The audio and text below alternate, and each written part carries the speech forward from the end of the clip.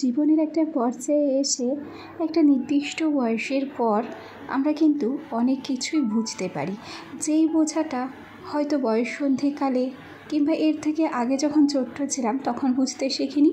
যাই হোক, ঠকেই হোক কিংবা সময়ের সাথে তাল মিলিয়েই হোক, আমরা কিন্তু অনেক কিছু বুঝতে শিখি। যাই হোক, অনেক গল্পই হবে তোমাদের সাথে, তার আগে নিজের পরিচয়টা দেব।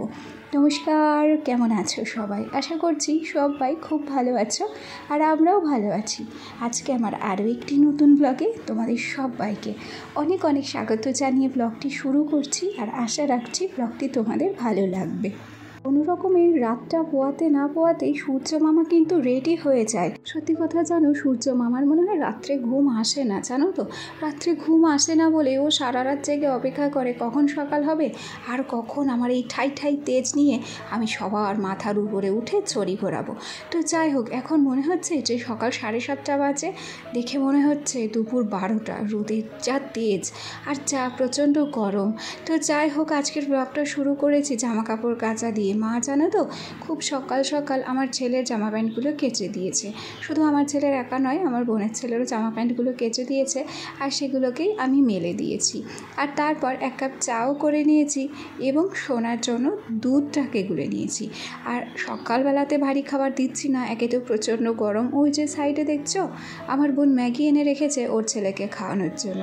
তো আমার ছেলেকেও বলেছিল খাওয়াতে, তো আমি বললাম যে না রে, একে তো সকালবেলা বাসি পেট, আর তার উপরে এত গরম ম্যাগি আমি খাওয়াবো না, ওকে নর্মাল দুধ, হরলিক্স আর একটু বিস্কুট খাইয়ে দেবো। তো যথারীতি ওকে খাইয়ে নিয়ে তারপর সোজা চলে এসেছি আমি যে ঘরটাতে শুয়ে থাকি এখন, সেই ঘরটাকে পরিষ্কার করতে। অন্য দিন যখন ঘুম থেকে উঠি, ওঠার সাথে সাথেই বিছানাটাকে গুছিয়ে নিই। তবে আজকে যেহেতু একটু লেট হয়ে গেছে, সেই জন্য এই বিছানাটা গোছানোর জন্যও কিন্তু আমাকে একটু অপেক্ষা করতে হয়েছে। তার মানে একটু চা করেছি, ছেলেকে খাইয়েছি, বাইরের কিছু কাজকর্ম ছিল সেগুলো করেছি, আর তারপর বিছানাটাকে গুছিয়ে নিয়েছি। আর এবার এলাম এই যে ফ্যানটা দেখছো, ফ্যানটাকে চার্জ দিতে। এটা হচ্ছে ওই চার্জে বসানো ফ্যান। যখন কারেন্ট চলে যায় ঠিক তখনই এই ফ্যানটা চালিয়ে দিই, জানো তো। ফ্যানটা এসে সত্যি কথা খুব উপকার হয়েছে আমাদের। হুটহাট করে আমাদের এখানে কারেন্ট চলে যায় গরমে, আর তখনই ওই ফ্যানটাকে মনে পড়ে। আসলে দেখবে, সময় হোক বা অসময়, কিছু কিছু জিনিস আমাদের কিন্তু খুবই কাজে লাগে। যাই হোক, এরপরে অনেকটা সময় পার হয়ে গেছে। ছেলে ম্যাগি খাবো করছিল, তো ম্যাগিটা রান্না না করে দিয়ে আর পারলাম না। দুধ খাওয়ানোর অনেকটা পরেই সোনাকে একটু ম্যাগি রান্না করে দিয়েছিলাম। সোনা ওদিক থেকে ম্যাগিটুকু খেলো, আর তারপর সোজা চলে এলাম রান্নাঘরের দিকে। শুধু তো নিজের কাজকর্ম শেয়ার করলে হবে না, তার সাথে আজকে কি রান্না বান্না হচ্ছে সেগুলো তো শেয়ার করতে হবে। ওদিকে মাকে দেখলে লাউ কাটতে, আজকে লাউ দিয়ে মাছ দিয়ে হবে। এদিকে হচ্ছে টমেটো দিয়ে মুসুর ডাল, আর ওদিকের উনুনে চেপেছে হচ্ছে ডাঁটা শাক। আর এই রোদের মধ্যে এবার সোজা চলে এলাম কলের পরে। বেশ কিছু থালা বাসন ছিল, সেগুলোকেই একটু ধুয়ে মেজে নেব।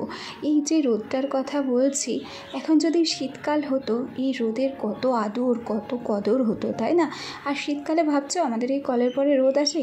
শীতকালে একটু রোদ আসে না আমাদের বাড়িতে। যত রোদ সেই গরমকালেই আসে। আসলে সূর্যের সাথে আমাদের মনে হয় কোথাও কোনো শত্রুতা আছে, জানো তো।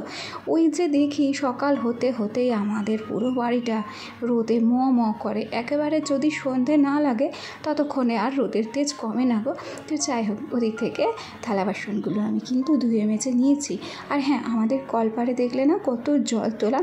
এই গরমে রোদে বারবার জল তুলতে খুব অসুবিধা হয়, সেই জন্য মা অনেক সকাল সকাল ওই বালতি, ধামা আরও ছোটো ছোটো যেসব পাত্রগুলো রয়েছে সেখানে জলগুলো তুলে তারপর বস্তা দিয়ে আমরা ঢাকা দিয়ে রাখি, যাতে পরেক্ষণে আমাদের আর কষ্ট করে জল টিপতে না হয়। তবে একটা অসুবিধা হয় কি বলতো, জলগুলো সূর্যের তাপে না গরম হয়ে যায়। যাই হোক, ওদিক থেকে টিনের ঘরের দায়িত্ব কর্তব্য আমার সমস্তটাই পালন করা হয়ে গেছে। বাবা, আমি কথা বলতেও জানি, শুধু দায়িত্ব আর কর্তব্য না গো। আমি তো এমনি তোমাদের সাথে একটু ইয়ার্কি মারি, কি জানি কতজন আমার কথাগুলোকে ইয়ার্কি ভেবে নাও, আর কতজন হয়তো সত্যিও ভেবে নাও। যাই হোক, ওদিক থেকে ঘরটা গুছিয়ে নিয়েছি, টিনের ঘর, তারপর সোজা চলে এসেছিলাম এই ঘরটাতে। আর তোমরা তো জানো যে প্রত্যেক দিনই এই ঘরটা গোছানোর দায়িত্ব আমারই, সেই জন্য এই ঘরটাকে আমি গুছিয়ে থাকি।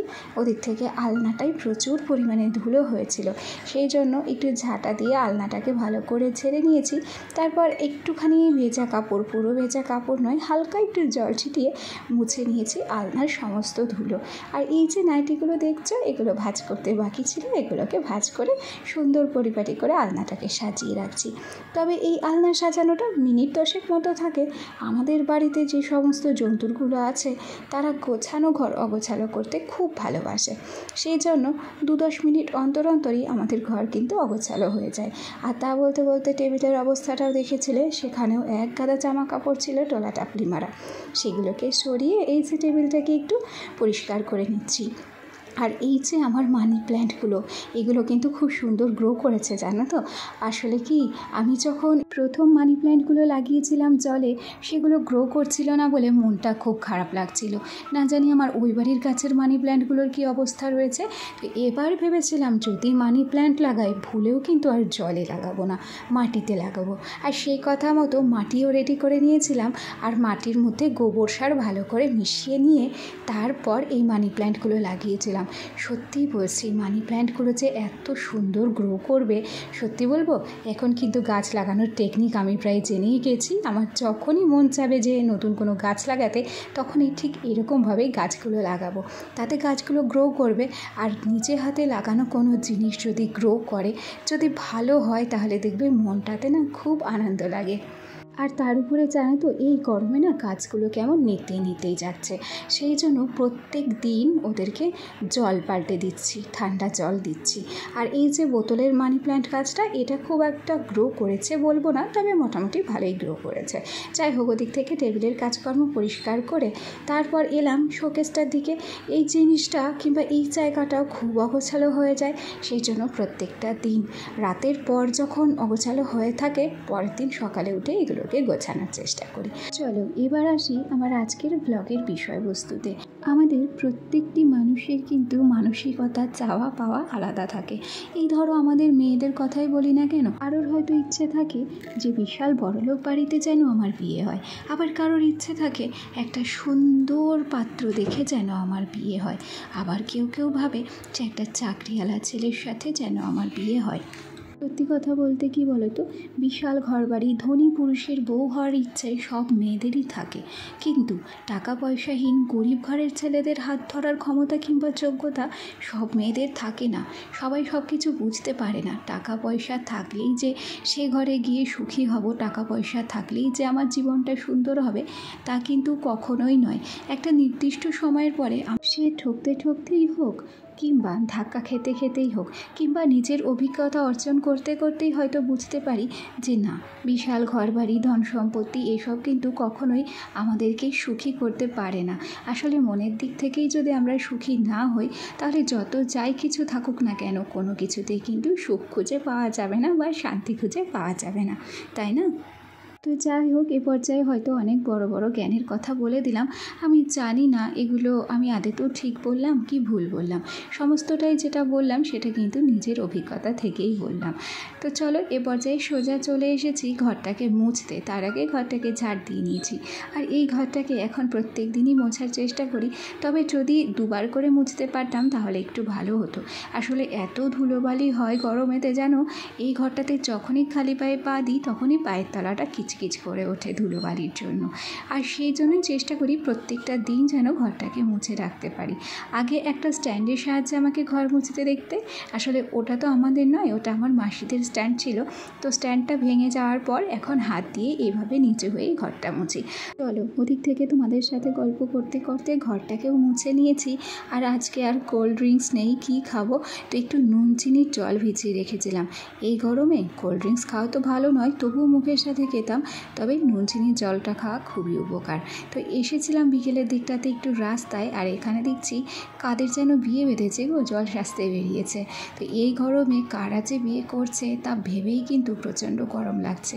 আর আমি শোনা ওই বাজনার তালে তালে কেমন নাচছে দেখেছো, মানে একাই ও 100 জনের নাচ নেচে দিচ্ছে। তো চলো, আজকের ব্লগটা এখানেই শেষ করছি। সবাই ভালো থেকো, সুস্থ থেকো, টাটা।